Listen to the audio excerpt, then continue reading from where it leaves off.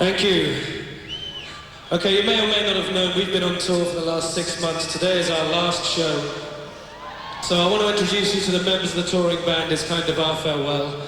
We won't be seeing each other for a while. We're all off on holiday. Okay, on backing vocals we have Adele Bataille and Biddy Strawn. On keyboards, Mr. Andy Davis.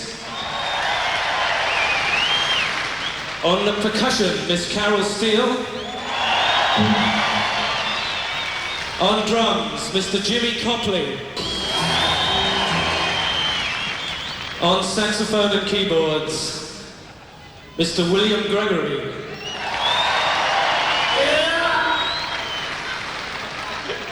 And on guitar, we have Neil Taylor. And of course behind me, Miss Oleta Adams.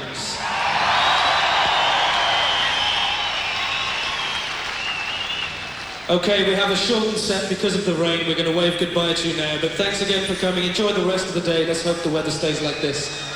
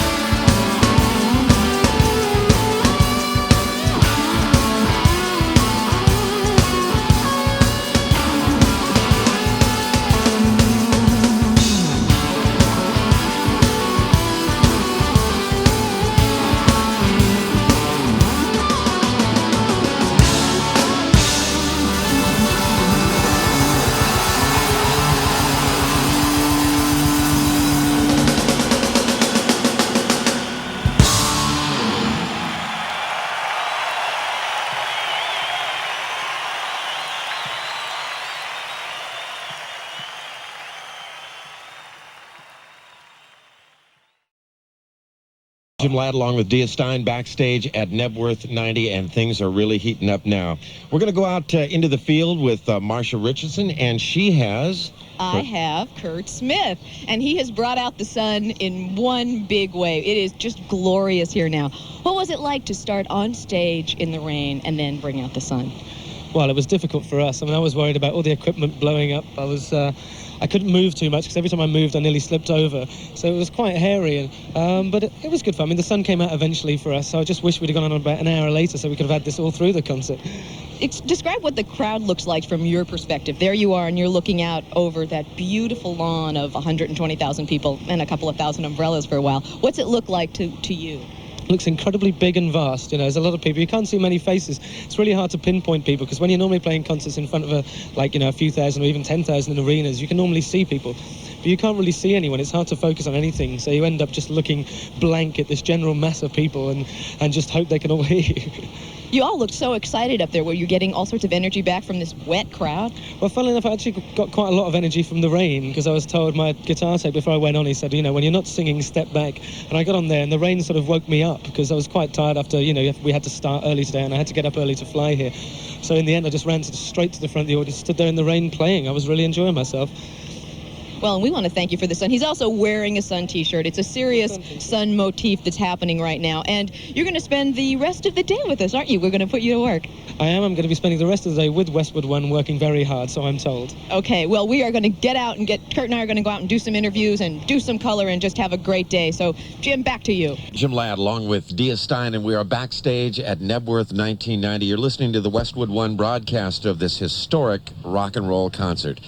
And believe me, you are going to be very, very glad that you stuck around because coming up next is Robert Plant, and we are about to go live in the Hard Rock area, backstage at the Hard Rock restaurant for Marcia and Curt. Yes. Marcia, are you there? Yes, Jim, I'm here. I'm here with Curt Smith. I'm here as well. Hello, Curt. How are you? You did a good job on stage, by the way. Thank you. That's very kind of you. Yeah. It was wet, but it was okay. Yeah, but you guys brought the sun out, and I think that's something to be said. Now, you guys are standing there with Robert's band, is that correct? That's right. We have Charlie Jones and Phil Johnston here from Robert's band. And they're just all ready to go. They've got great outfits on. And, you know, Curt had some questions he wanted to ask them, and just, like, almost some tips, right? Well, not necessarily tips, though. At least you got the good weather. But actually, I want to say hello to Charlie anyway, because Charlie, we have connections. Charlie used to be in a band with our guitarist Neil Taylor, Violent Blue, years ago. So I've known Charlie for quite a lot of years. We feeling nervous tonight? Extremely, yeah. Extremely nervous. But I'm looking forward to it. Now, what about these wild rumors we've been hearing about special guests appearing? Have you heard any of those rumors? No, none at all. There's a few extra bits of gear, though, on stage that I don't know anything about, so we'll see what happens. Now, would you be able to go with it if somebody did happen to show up and want to play along, play a few tunes? Do you think you could accommodate? I don't know the numbers we're doing to begin with, so maybe we'll get better, you never know. Is it extra special to play because Robert is the Silver Clef Award winner? Give the whole occasion a bit more. It's extra special to play because it's a worthwhile charity, and these kids are learning something through, they're learning something through the music. And all my life I've enjoyed music. My kid is not even 2 years old now. She gets in the car, says, "Louder, Daddy, louder." And she really enjoys music, so if more people can enjoy music, it's the better. That's why we're here. That's why we're all here. Yeah. Great. Thank you. I've got to go on stage now. Bye-bye. That's it. They have to go. They're playing. Now, listen, you guys did an extraordinary thing. You started playing in the rain. Yeah, well, we had an option. The stage manager said, do you want to go on now or wait for a while? And we didn't look like it was going to clear up, even though it eventually did. So the choice was either to do it or not play. And because of my involvement with it, I just said, let's go on and play. Now, there was a moment, though, when you guys were playing and the clouds parted and the sun came out. And since then, it's been great. Now, are you going to take credit for that? Yeah, I think it's all completely our doing that it's a sunny day today. I mean, I don't want to take any major credit. Right, but the meteorology report is all yours. Do you have something you want to do? Yeah, I mean, is it absolutely unnerving to be playing with so much electronic gear in the rain? Do you worry about Well, I mean, the crew were a bit worried about it. Nowadays, it's not so bad because we use a lot of radio stuff. So normally when people get electrocuted on stage, it's because you have a lead in your guitar that directs going to a current, and then you touch the microphone. But because we're now radio, touching the microphone is not a hazard. The only hazard is touching the actual electrical equipment, like foot pedals and things. So we had all those covered up with plastic so we could see what we were doing, but didn't actually have to physically touch them. Plus, I wear rubber-soled shoes just in case. Yeah. You know, back in the late 60s, I went and saw the Rolling Stones at a small concert hall in Sacramento, California, and this is way before they had the technology down.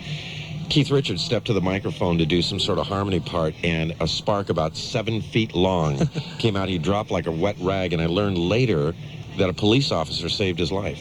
Yeah, that doesn't surprise me. I've had a couple of small shocks before. Yeah. I mean, we started using radio stuff where there was a loose earth somewhere and you just walk up and you get like a quick jolt in your mouth when you're trying to sing, which isn't too pleasant. Yeah. Tell us about when you're an artist here, Curt, and you're backstage and you're sitting around, you know, talking with your peers. How does this one feel? Are people generally happy to be here, or is there a lot of, like, where's the limo? No, the atmosphere backstage is wonderful, actually. I mean, it's really good. They're all very happy. They're all really pleased to be here. It's a nice feeling for me, obviously, my involvement with the charity, and also, too, being the youngest band on today, which is a kind of a first for me, you know. And these are all my peers. All the people playing here, the people that I grew up listening to. And to actually see them, I mean, I've met a lot of them before, but to actually see them now and meet them and be in the same kind of area with them is like, you really sort of think, well, maybe we're quite successful now. I'm actually hanging out in the same area as Eric Clapton and Jimmy Page and Robert Plant and Phil Collins and Elton John. So it's a really good atmosphere back there. Now, you mentioned that you really wanted to meet Paul McCartney. Yeah, well, because I'm back there doing a few interviews for you, and I want to meet McCartney purely because I want to ask him his own opinion about Sowing the Seeds of Love, because I've heard so many different reports. I want to hear it from the horse's mouth this time. I'm going to talk to him myself about it. Okay, we'll kick you out and let you go. Yeah, sure. Thanks so much for coming by. You're welcome. And you did a great job today. You're listening to Nebworth 1990 on a marvelous day here at Nebworth on the Westwood One Radio Network. We'll be right back. Shows in South America, where our own shows in front of about 100,000 people a night, but it's still bloody nerve-wracking when... Oh, sorry, I swore then. Oh, God, still nerve-wracking, especially when you see them all. I mean, we played at night, so seeing them all in the day is a different world completely. It's the biggest boiler room in the world today, isn't it? It certainly is. We're hanging out here with Curt, and we got Robert Plant and David Gilmour. How you doing, guys? No, I just wanted to congratulate Robert on winning the Silver Clef Award this year. You are a pro. I know. We were offered it, you know, but I turned it down. I said no, give it to Robert Plant. I said, you know, he deserves it more than I do.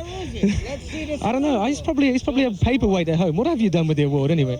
I've got it, you know, locked away, and I'm going to have it set in plexiglass, and I'm going to send it round for everybody to have a good look at and say, how did this happen? We're going to let Robert go off and go autograph hunting for his son now.